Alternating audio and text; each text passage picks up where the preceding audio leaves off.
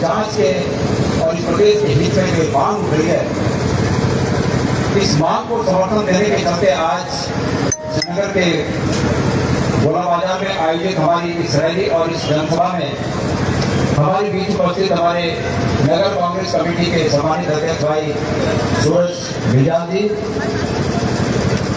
यहाँ पर मंजा सिंह महिला कांग्रेस की अध्यक्षा बहन अंजू भट्ट जी, मंजा सिंह हमारे बहुत ही आदरणीय साथी और हमेशा जिन्होंने पार्टी को और समाज को, खास करके इस श्रीनगर को इसकी बेहतरी के हमेशा संघर्ष में साथ दिया, आदरणीय बड़े भाई वीरेंद्र नेगी जी, मंजा सिंह हमारे नेता और पूर्व में अखिल भारतीय सेवा से जो रिटायर्ड हुए IAS ऑफिसर के रूप में आदरणीय सुंदरलाल भोयाल जी, हमारे माननीय जिला अध्यक्ष भाई विनोद नेगी जी, भाई समीर अहमद जी, मेरे साथ यहाँ पर अभी कुछ देर तक सभी लोग साथ थे, अभी इधर उधर होंगे सब।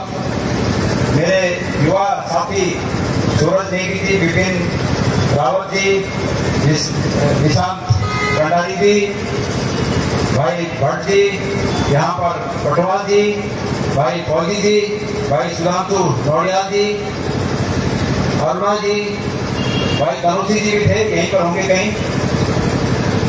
और नामों की औपचारिकता को मैं सीमित करना चाहता हूँ क्योंकि भाई रघुवीर जी सभी उपस्थित, साथ में हमारी बहन रजनी जी, कुसुमलता जी, सोनम जी, सुधा तिवारी जी,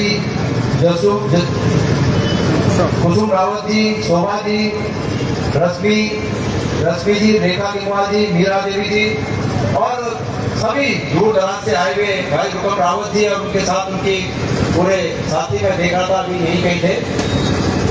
और श्रीनगर की हमारी महान जनता, मेरी माताएं, मेरी बहनें, मेरे युवा साथी, बुजुर्गगण और जहाँ जहाँ तक प्रदेश भर में मेरी आवाज जा रही हो और लोग मुझे सुन पा रहे हो, उत्तराखंड के मुख्यमंत्री से लेकर और पिथौरागढ़ धारचूला के अंतिम गांव तक, माणा जिसको भी प्रथम गांव का नाम दिया गया वहां तक, हरिद्वार के सीमाओं तक और उत्तरकाशी तक, जहाँ जहाँ तक मेरी आवाज लोग सुन पा रहे हो, तमाम जगहों के मेरे भाइयों और बहनों, उत्तराखंड के मेरे प्यारे नागरिकों, मेरी माताओं, बहनों और प्यारे साथियों,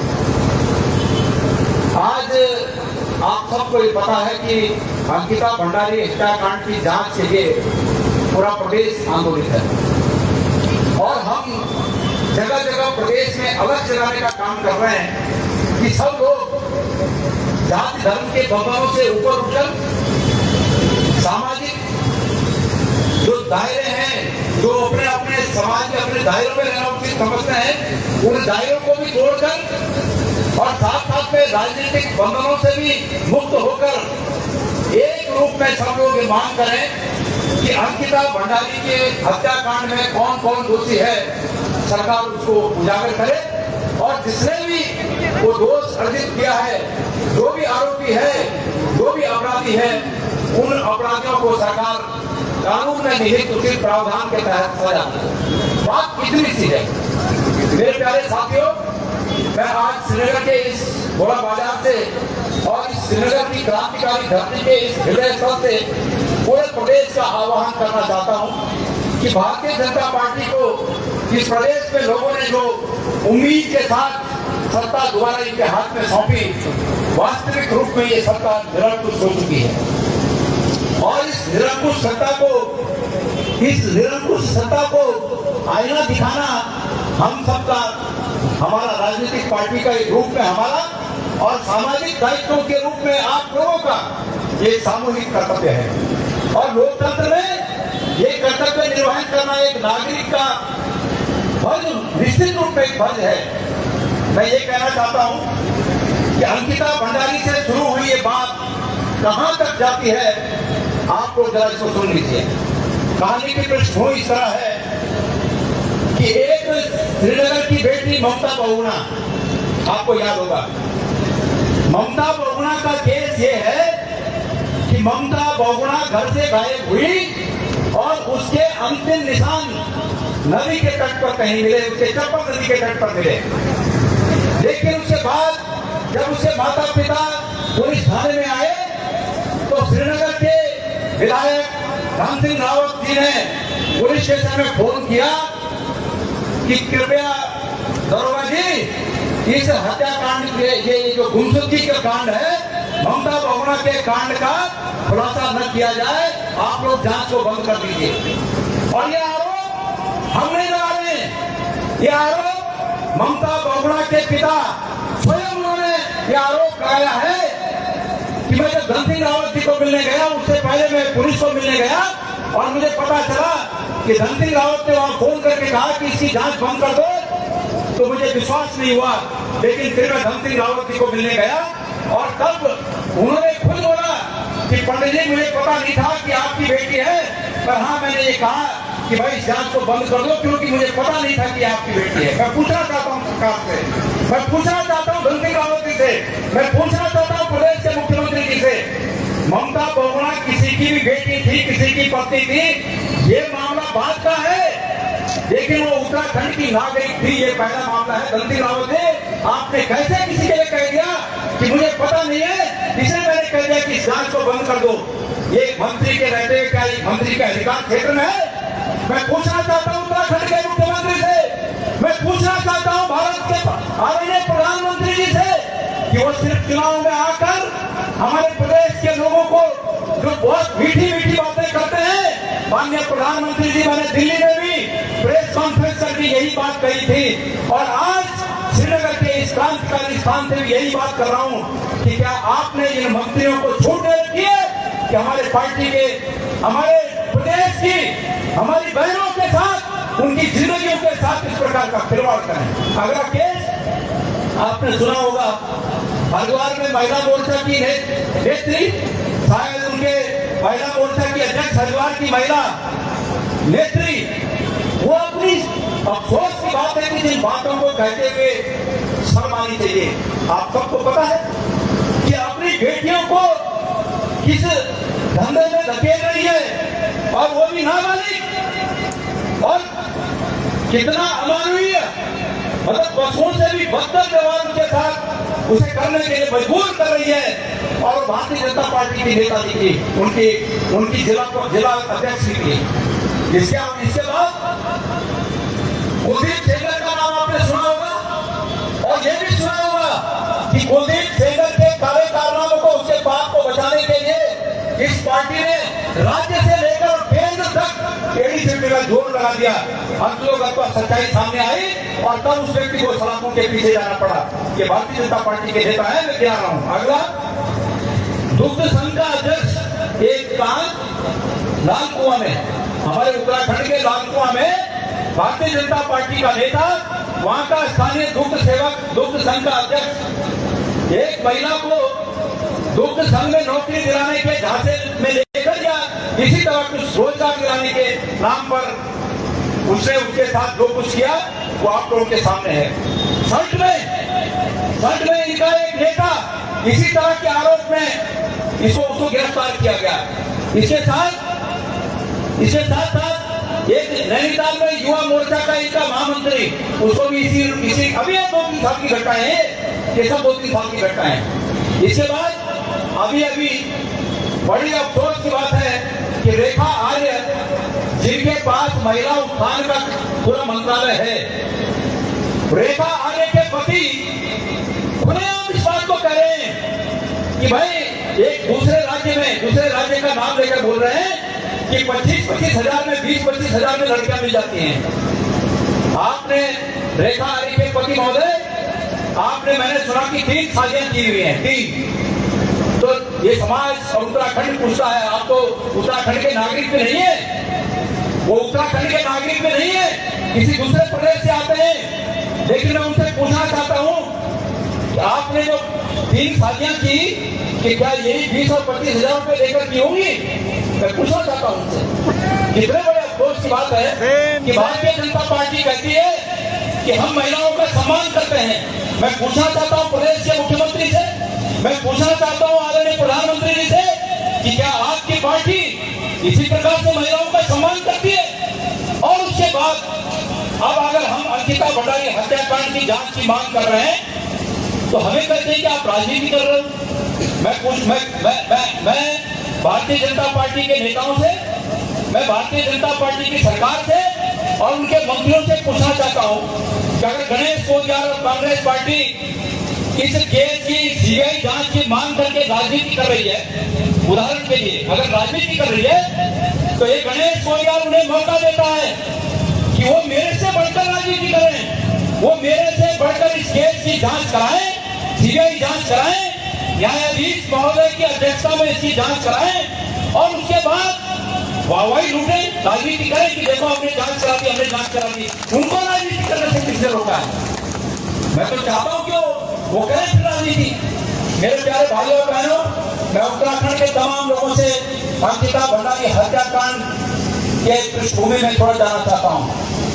आपको याद होगा जिस दिन अंकिता भंडारी उस होटल से गुम हुई, उसके पिता को शाम को फोन जाता है, भंडारी जी को जो हमारे बगल के हैं उनको फोन जाता है कि भाई आपकी बेटी कहीं चली गई है, होटल से फोन जाता है आपकी बेटी कहीं चली गई है। वो रात को बहुत परेशान हुए कि भाई क्या करूं, अपने रिश्तेदारों को उन्होंने बात की, 2-4 रिश्तेदारों को लेके शाम तक वहां पहुंचे, देर तक वहां पहुंचे, रात को कोई नहीं मिला और अगली सुबह जब वहां गए तो उन्होंने कहा कि भाई हम लोग जो है पटवारी के पास रिपोर्ट करने गए हैं, आप भी यहीं आ जाओ, वो कहीं गुम हो गई है। जब वो वहां गए तो उनके कथनानुसार पटवारी भी उनको धमकाने लगा कि तुम भी मान जाओ कि ये कहीं भाग गई है। अगर वो मान जाते तो बात रफा दफा हो गई थी, लेकिन वो नहीं माने, उन्होंने रिपोर्ट दिखाई और साथ साथ में अंदेशा जताया कि ये इन लोगों ने कहीं उसको गुम कर दिया। उन्होंने मेरे से फोन पे कही ये बात अभी 2-3 दिन पहले कि उस दिन मुझे ये पता नहीं था कि वास्तव में उन्होंने मार दिया। अगर मुझे ये पता लगता कि उन्होंने मार दिया तो मैं भी वहां पर हो सकता है कि उनका ही कुछ कर देगा, पर मुझे ये लगा, उन्होंने कहा कि इन्होंने कहीं इसको इधर उधर गुम कर दिया है। तो उसके बाद उन पर दबाव बनाने लगे कि तुम मुंह मत खोलो, लेकिन उसके बाद वो माने नहीं और अंततः वो जो उस अंकिता भंडारी का एक मित्र है, पुष्प नाम था, पुष्प नाम है उसका, उस पुष्प नाम के व्यक्ति ने ये राज खोला कि अंकिता भंडारी ने मुझे मैसेज करके बताया था कि मेरे को यहाँ से फोन करने के लिए भी दिक्कत है, अगर इन्होंने सुन लिया कि मैंने बाहर बोल दिया तो ये मुझे मार देंगे, मेरे जीवन को खतरा है। बहुत स्पष्ट रूप से लिखा है कि मेरे जीवन को खतरा है, मैं बाहर नहीं बोल सक रही हूँ, लेकिन मैं मैसेज के द्वारा बता रही हूँ ये मुझ पर दबाव बना रहे हैं कि इनका कोई वीआईपी है जिसके लिए मुझे विशेष सेवा देने के लिए, स्पेशल सर्विस देने के लिए मुझ पर दबाव बनाया जा रहा है। और उसी दिन वो गायब हो गई। उसके बाद की कहानी आप सब लोगों को पता है।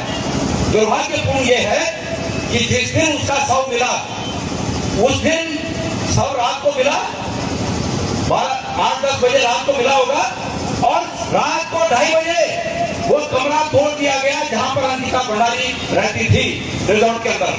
जिस कमरे में वो सोती होगी वो कमरे का तहस नहस कर दिया गया, उस कमरे को तोड़ दिया गया। मैं सुबह जब उठा, मैंने फेसबुक पर देखा कि फेसबुक पर कहा जा रहा है कि धामी जी पहले तो धाकड़ी थे, अब तो धामी जी बजरंगबली हो गए। मैंने देखा बड़ी उत्सुकता से कि भाई धामी जी जो बजरंगबली बन गए, ये किस तरह बजरंगबली बने? तो पता चला कि वो कमरा, वो रिजॉर्ट धामी जी ने रात को तोड़वा दिया, बुलडोजर चला के तोड़वा दिया और वो जो है बजरंगबली बन गए हैं। रेणु मिश्र जो की विधायक है अंबेडकर की, उन्होंने भी इस पर धामी जी को बहुत साधुवाद दिया, बधाई दी कि आपको बहुत बहुत बधाई, आपने वो रिजॉर्ट तोड़वा दिया, रातों रात रिजॉर्ट तोड़वा दिया, आपको बहुत बहुत बधाई। मुझे कुछ शंका हुई और मुझे शंका हुई कि ये तत्काल रिजॉर्ट जो तोड़वाने की बात है, जहां अंकिता भंडारी रहती थी, और जो लोग थोड़ा भी पुलिस की जांच को जानते हैं वो लोग इस बात को अच्छी तरह समझते हैं कि कोई भी घटना स्थल जब तक कि उस घटना स्थल को पूरी तरह से मुहैया न कर गया, उसके पूरे सैंपल जांच के लिए जो भी आवश्यक होते हैं, फॉरेंसिक जांच के लिए जो भी आवश्यक वो सैंपल्स होते हैं, वो जब तक न ले लिया गया तब तक उसको छेड़ा नहीं जा सकता। मुझे शक हुआ और ये हमारे पूर्व विधायक जी मनोज रावत जी का मुझे फोन आता है 8:30-9 बजे के करीब कि गोदियाल जी ऐसा करते हैं कि अंकिता भंडारी का जहाँ पोस्टमार्टम हो रहा है आप और हम वहां जरा चलते हैं। मैंने कहा बिल्कुल चलते हैं। हम वहां गए, मेरे अन्य साथी भी मेरे साथ थे, हम वहां गए और वहां से हम वहां भी गए जहां वो कमरा तोड़ा था। मैंने देखा वो कमरा तोड़ा है, रिजॉर्ट पूरा नहीं तोड़ा है, वो कमरा तोड़ा है जहां वो रहती थी।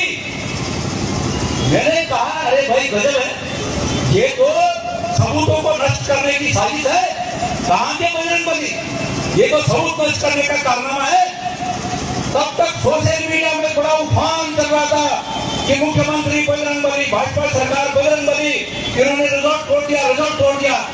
और आपको याद होगा कि गणेश गोजात ने पहला वक्तव्य दिया कि ये रिजॉर्ट तोड़ने की घटना नहीं है, ये सबूतों को मिटाने की साजिश है। और तब जाके लोग समझे इस बात को कि वाकई ये सबूतों को मिटाने की साजिश है। और इस पूरा जो उनका गेम प्लान था भारतीय जनता पार्टी का, कि इस लड़की को ये दिखा दो कि मतलब ये अपने हिसाब से इसने आत्महत्या कर ली और धामी ने रिजॉर्ट तोड़ दिया, ये कर दिया, वो कर दिया, इनका पूरा प्लान फेल हो गया, मामला ही पलट गया। और आज हमारे तमाम वो प्रश्न अनुत्तरित हैं जो प्रश्न हम सरकार से पूछते हैं। हम सरकार से, अभी मैंने बीच में देखा कि सरकार के वरिष्ठ पुलिस अधिकारी सोशल मीडिया पे आकर सरकार का पक्ष रख रहे हैं, पर उन बातों को नहीं छेड़ रहे हैं जिन बातों के उत्तर आज तक जनता को नहीं मिले। और बातें क्या थी? अंकिता भंडारी हत्याकांड में वो रिजॉर्ट तोड़ने के आदेश, वो कमरा तोड़ने के आदेश किसने दिए? नंबर 1, आज तक उस पर मौन है। कल एक मंत्री जी सोशल मीडिया पर आकर बड़ी बड़ी बातें कर रहे थे, लेकिन उन्होंने भी ये बात नहीं कही कि वो कमरा तोड़ने का आदेश किसने दिया। कानून में ये प्रावधान निहित है कि अगर कोई सबूतों से छेड़छाड़ करता है तो वो भी अपराधी है, उसके ऊपर भी केस चलता है, उसकी भी जांच होती है। अब सरकार बोल रही है कि सबूत लाओ, सबूत लाओ। भाई रुका भाई, सबूत तुम मुझे नहीं, सबूत नहीं मुझे नहीं, सबूत उनके पास है जिन्होंने उन सबूतों को नष्ट किया है। और जब तक सबूत नष्ट करने वाले लोगों से 3rd डिग्री की जांच नहीं हुई, पूछताछ नहीं हुई, मैंने सुना पुलिस में एक 3rd डिग्री की तो जांच होती है भाई, पुलिस के मेरे साथियों 3rd डिग्री होती है कोई जांच के दौरान? तो जब 3rd डिग्री की जांच होती है, जब तक ये 3rd डिग्री की जांच इन लोगों से नहीं हुई तब तक सबूत कहां से आएंगे? मेरी मांग है कि उन विधायक को जिन्होंने कहा कि हमने ये रिजॉर्ट छुड़वाया है, उनको वो 3rd डिग्री की जांच से गुजरना चाहिए, उनका नार्को टेस्ट होना चाहिए। और उस ऐसा की जिस पुलिस अधिकारी ने इस पूरे मामले की जांच की है, उनकी 3rd डिग्री होनी चाहिए जांच, उनका नार्को टेस्ट होना चाहिए कि किसका दबाव था जो कह रहे हैं कि वो लाओ, सबूत लाओ, सबूत लाओ, उनके ऊपर किसका दबाव था कि जिस समय सबूत इकट्ठा किए जाने चाहिए थे उस समय उन्होंने उस बचे हुए सबूतों पर आग लगा दी। जो कमरे के अंदर गद्दे उद्दे बचे थे उन गद्दों पे आग लगाई और जो बचा कुचा था उसको स्विमिंग पूल में डाल दिया। आपको पता होना चाहिए कि फॉरेंसिक जांच में कहीं बाल गिरा हो वो भी सबूत का काम करता है, बिस्तर में कोई चीज गिरी हो वो भी सबूत का काम करता है, खून गिरा हो, धूप गिरा हो, पसीना गिरी हो, कपड़ा गिरा हो, उससे कुछ निशान गिरे हो, कमरे के हैंडल पे, कुंडी पे, कहीं पर टेबल पे हाथों के निशान, ये फिंगर प्रिंट्स कहीं हो, ये भी सबूत का काम करता है। जब तुमने सब कुछ खत्म कर दिया और आज जनता से कहते हो कि सबूत आओ, बड़े बेशरम लोग हैं, बड़े बेशरम लोग हैं कि जनता को कह रहे हैं कि सबूत आओ। और उसके बाद भारतीय जनता पार्टी के प्रदेश के अध्यक्ष महेंद्र भट्ट, जब एक महिला ने अपने पति और अपने बीच हुए बातों को सार्वजनिक कर दिया और भारतीय जनता पार्टी के एक विधायक ने अपनी पत्नी से कहा कि ये अंकिता भंडारी हत्याकांड में वीआईपी कौन था, जब नाम ले दिया तो तब भारतीय जनता पार्टी के अध्यक्ष बड़ी बेशर्मी से कहते हैं कि अरे भाई वो फलाना व्यक्ति जिसका वो नाम ले रही है वो अनुसूचित वर्ग से था और कांग्रेस ने तो पूरे अनुसूचित वर्ग का अपमान कर दिया। ये कहकर कांग्रेस ने कहा, ये नाम कांग्रेस ने लिया? महेंद्र भट्ट जी, क्या ये नाम कांग्रेस ने लिया? ये नाम तुम्हारे नेताओं ने लिया? और बड़ी बेशर्मी से कांग्रेस पर थोपते हो। लेकिन मैं कहना चाहता हूं कि अगर अनुसूचित वर्ग का अपमान किया तो महेंद्र भट्ट जी ने किया, क्योंकि महेंद्र भट्ट जी ने दुष्यंत कुमार गौतम की जाति बताई कि किस जाति से थे। गणेश पोद्दार है, कांग्रेस का कोई भी साथी दुष्यंत कुमार गौतम की जाति से हमको कोई मतलब नहीं है, और ना हम जानते थे कि उनकी क्या जाति है। ये तो उन्होंने ही बताया कि फलानी जाति के हैं, और अगर किसी जाति का अपमान किया तो उन्होंने किया। उसके बाद क्या कहते हैं, जब उस महिला के बयान यह है कि महेंद्र भट्ट जी ने मुझे ऑफर दिया था कि अपने पति को छोड़ो, तुम मेरे साथ आ जाओ, टिकट तो मैंने देनी है। जब उसने ये राजस्व गार्डन किया तो तब बोलते हैं कि मैं ब्राह्मण हूं और मेरे पर आरोप लगाकर ब्राह्मणों का अपमान कर दिया। अरे धक तेरे की, तुम लोगों पर ऐसे, तुम जो है अपनी जाति का अपमान कर रहे हो। अगर तुमने अयोग्यता अर्जित की है तो वो तुम्हारी जाति का अपमान नहीं है, वो तुम्हारा अपना अपमान है। मैंने एक दिन कहा था गणेश पोद्दार अगर किसी दिन अयोग्यता अर्जित करेगा तो गणेश पोद्दार का वो अपना अपमान है, अपनी हमारी जाति का अपमान थोड़ी है। मेरी जाति के लोगों ने कहा मुझे कि मैं कोई गलत काम करूं, वो मेरा अपना अपमान है। लेकिन इसी प्रकार भट्ट जी, अगर ये अपमान है तो ये अपमान का घूंट तुमको पीना पड़ेगा। अगर ये अपमान है तो दुष्यंत गौतम जी को ये घूंट पीना पड़ेगा। हमारी बात क्या है, हमको ये करें, हम ये कह रहे हैं कि भाई इसकी सीबीआई जांच कराओ। सरकार कह रही है कि वीआईपी कोई नहीं है। प्रेमचंद अग्रवाल उनके विधायक कह रहे हैं कि वीआईपी कमरा था। अरे भाई उस लड़की ने बहुत स्पष्ट रूप से लिखा है, बहुत स्पष्ट रूप से वो बातें लिखी हैं जिनको मैं सार्वजनिक रूप से कह नहीं सकता हूँ कि मुझ पर क्या क्या दबाव दिया गया, किसके लिए दिया गया, क्या मेरे से कराना चाह रहे थे, और स्पेशल सर्विस का मीनिंग भी लिखा है, वो भी लिखा हुआ है कि ये कौन सी स्पेशल सर्विस मेरे से चाहते थे। और ऐसे में एक बेशरम सरकार और बेशरम मुख्यमंत्री एक बेटी का पक्ष लेने के बजाय अपने नेताओं का पक्ष ले रहे हैं।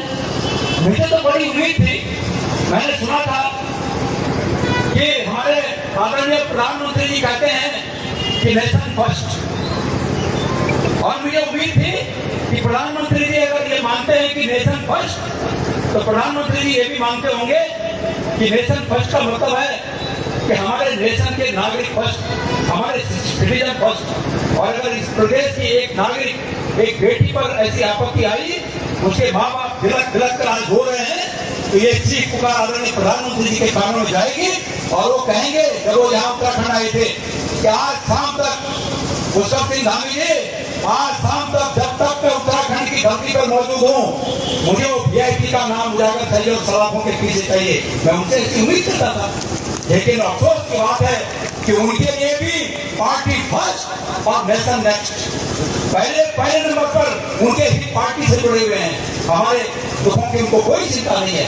और मेरे साथियों, अगर ये भारतीय जनता पार्टी हम पर आरोप लगाए कि ये राजनीति कर रहे हैं, तो मैं उनको चुनौती देना चाहता हूँ, ऐलान करना चाहता हूँ गोला बाजार के इस क्रांतिकारी स्थल से, इस ऐतिहासिक स्थल से, कि गणेश पोद्दार के लिए नेशन फर्स्ट है, स्टेट फर्स्ट है, पार्टी नेक्स्ट है।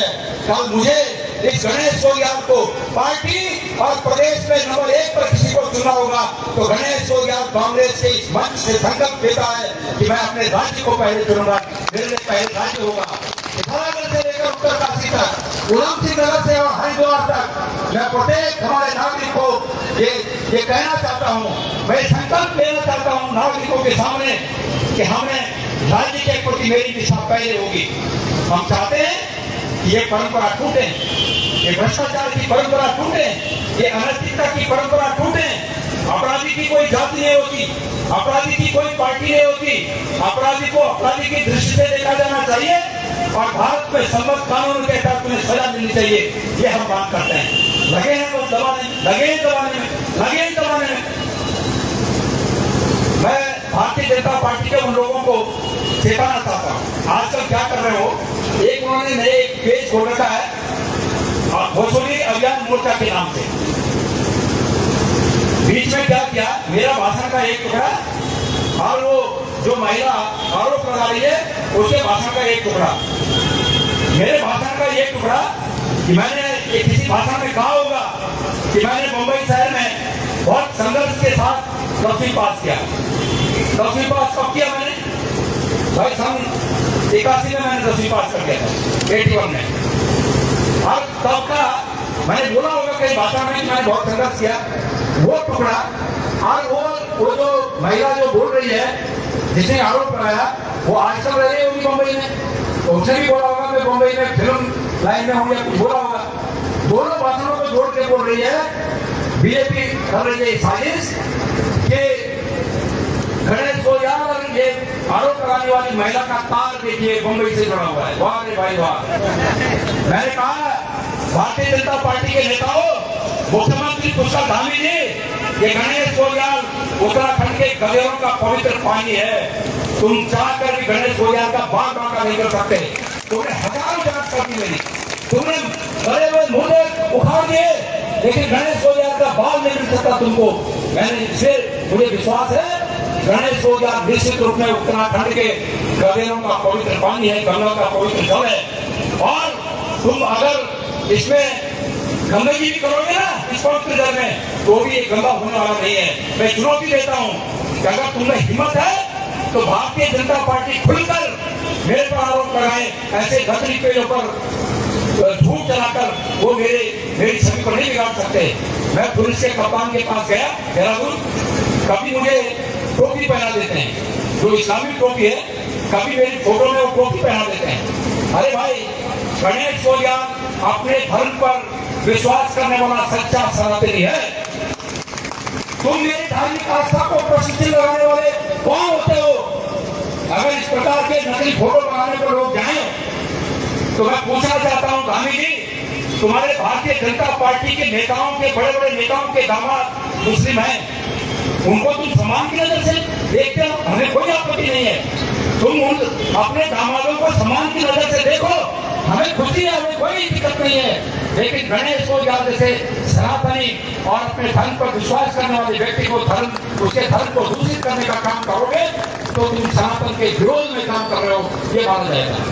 वहां जाए ऐसी राजनीति से, और ऐसी राजनीति क्या करोगे? 10-10 पुष्पों के लिए धन इकट्ठा करके क्या करोगे? जब इज्जत नहीं बचेगी तो वो धन भी किसी काम नहीं आएगा। तो मैं आज श्रीनगर के इस ऐतिहासिक गोला बाजार से मैं श्रीनगर के उन महान लोगों को अभी नारे लगा रहे थे हमारे साथी कि निकलो बाहर मकानों से, जंग लड़ो विमानों से। आज वक्त की पुकार है, ये वक्त की पुकार है। और जो लोग इस लड़ाई में शामिल नहीं हो रहे हैं, हम ये नहीं कह रहे हैं कि इस लड़ाई की वजह से आप कांग्रेस पार्टी में शामिल होइए।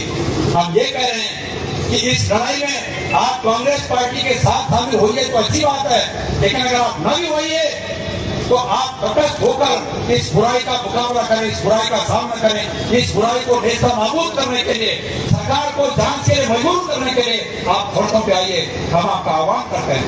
मैंने आज बड़ी मात्रा में देखा सोशल मीडिया में कि बहुत सारे लोगों ने, हजारों लोगों ने भारतीय जनता पार्टी से डाक पत्र दिया। मैं उनका धन्यवाद देना चाहता हूँ, उनके प्रति मैं आभार व्यक्त करना चाहता हूँ। और मैं मानता हूँ कि भारतीय जनता पार्टी में अभी भी ऐसे लोग थे जो मेरे इस राय पर अपनी राय रखते हैं कि नेशन फर्स्ट और पार्टी नेक्स्ट। उन्होंने देखा कि ये भारतीय जनता पार्टी की सरकार जांच नहीं कर रही है, तो उन्होंने अपने पदों से इस्तीफा देकर पार्टी छोड़ दी। मैं आज उन तमाम लोगों से जो वाकई उत्तराखंड के अपने को ये मानते हैं कि उत्तराखंड के बेटे हैं, हम उत्तराखंड की बेटियां हैं, हम उत्तराखंड के नागरिक हैं, अन्न जहाँ का हमने खाया, वस्त्र जहाँ के हमने पहने, वो है प्यारा राज्य हमारा। जो इस बात को मानते हैं वो पार्टी की दलगत भावनाओं से ऊपर उठकर और अंकिता भंडारी को न्याय दिलाने के लिए, ममता बहुगुणा को न्याय दिलाने के लिए और इन तमाम सारे कारनामों की कारगुजारियां करने वाले अपराधियों को सजा देने के लिए सड़कों पर आए, मैं ऐसा आह्वान करना चाहता हूँ। मेरे प्यारे साथियों, ये वक्त की मांग है, ये वक्त की पुकार है, और अगर हमने ऐसा नहीं किया तो आने वाला वक्त हमें माफ नहीं करेगा। हो सकता है कि अगर अपराधियों के मंसूबे ऐसे ही परवान चलते रहे, ये अपराधियों की भावनाएं ऐसे ही परवान चलती रही, तो हो सकता है कि अगला निशाना कोई हमारा परिवार हो जाए, तब क्या होगा? इसलिए आवश्यक है कि अपराधियों को सजा मिले। ये सरकार धामी सरकार अपराधियों को बचाने में लगी है, जनता को धमकाने में लगी है। जो सोशल मीडिया के पोस्ट अपने फेसबुक से चलाते हैं, यूट्यूब से चलाते हैं, उनको धमकाने में लगी है। ये सरकार के दो ही काम है, पहले ललचाओ, जो लालच में ना आए फिर धमकाओ, और जो धमकाने में भी ना आए फिर उसके ऊपर केस करो, किसी तरह डराओ। हमने भाई पहली बार भारतीय जनता पार्टी के शासन में ऐसा लोकतंत्र देखा।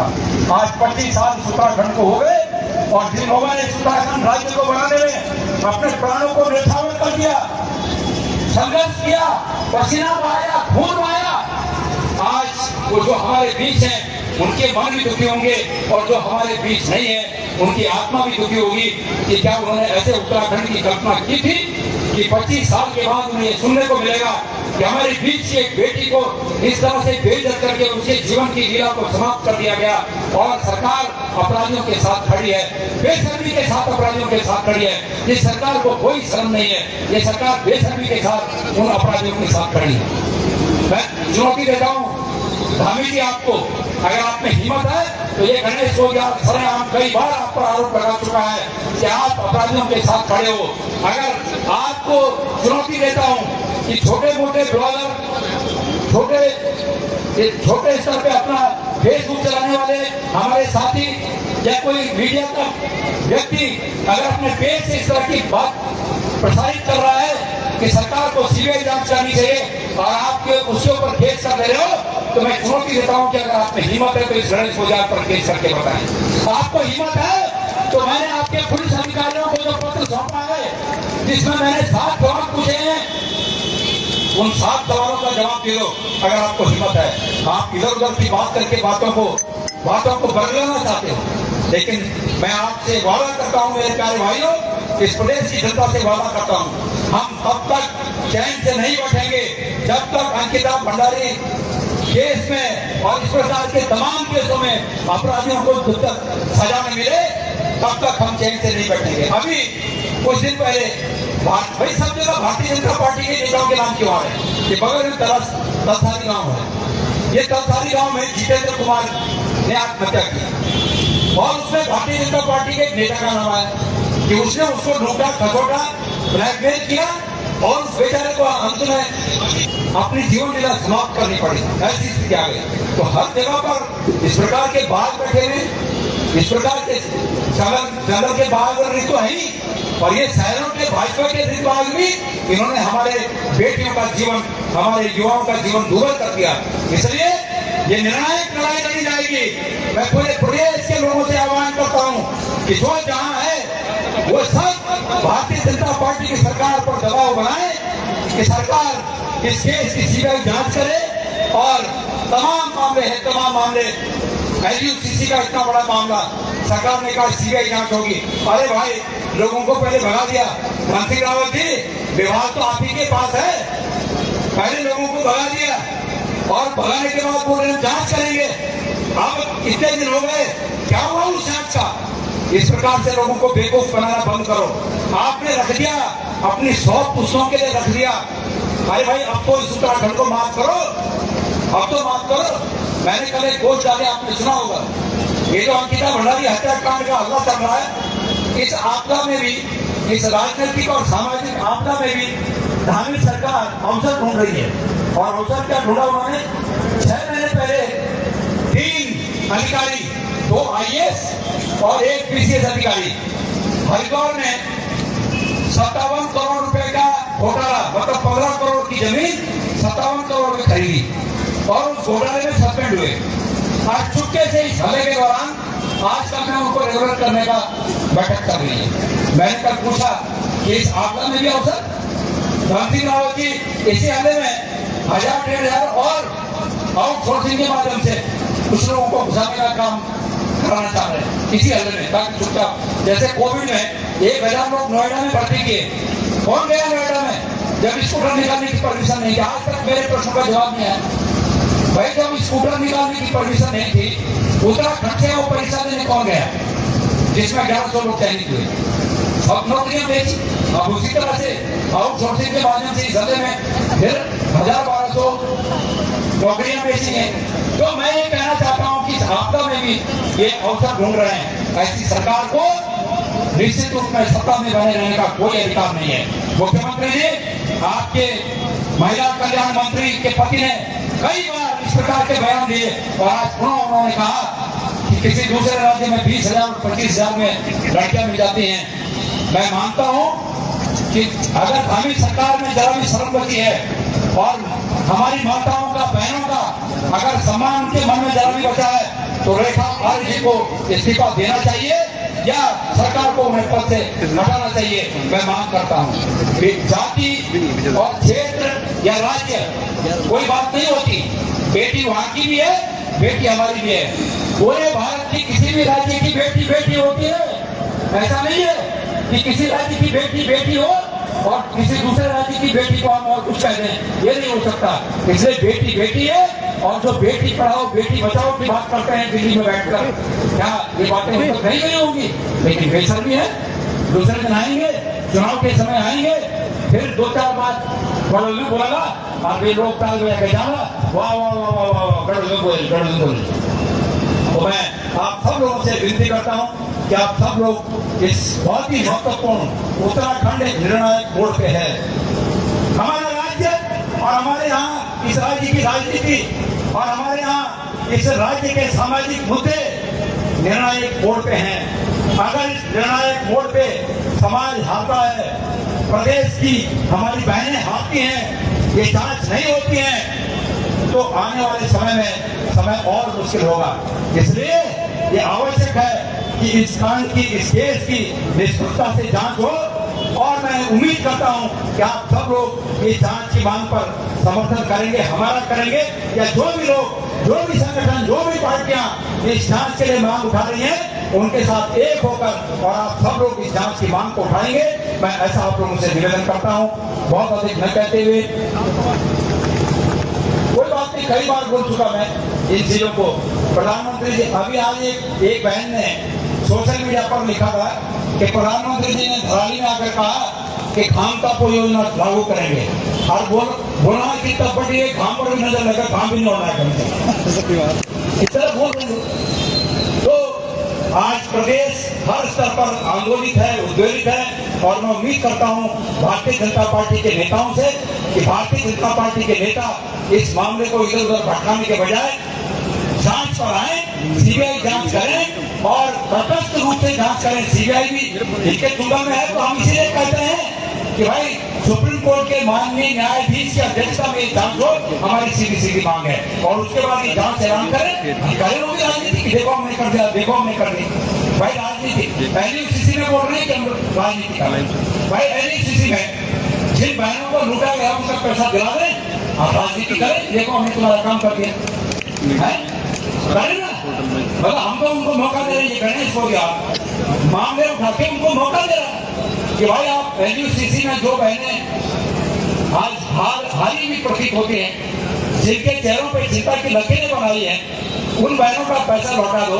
आप तुम राजनीति करो कि देखो भाई हमने इनका पैसा दिला दिया, अच्छी बात है। तुम राजनीति करो कि ममता भगवान के माता पिता को हमने न्याय करा दिया, राजनीति करो। तुम अंकिता भंडारी के सीबीआई जांच करा दो, आप राजनीति करो कि भाई हमने देखो जांच करा दी।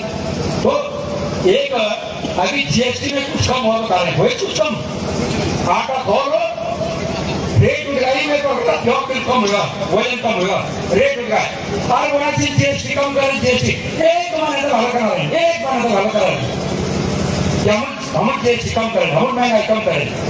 हम तो अंकिता भंडारी भी सीबीआई जांच करा जाओ, 2 महीने हल करा कि हम भाई जांच करा हम वो तथाकथित फोटो से जो भी जो वही तो जेल में डाले और 20 एक साल तक राजनीति कर हम लोग जेल में डाले।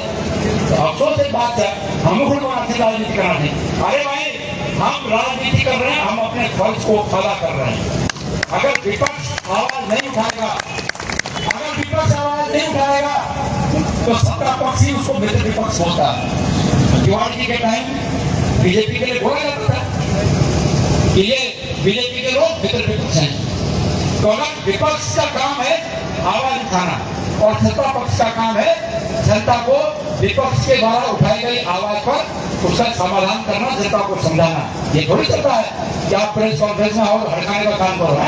अरे इस गणेश गोयल को हड़का के देखो, इसको हड़का के देखो, इस गणेश गोयल को हड़का के देखो और हमारी आवाज चुप करा के देखो, तब मैं मानूंगा।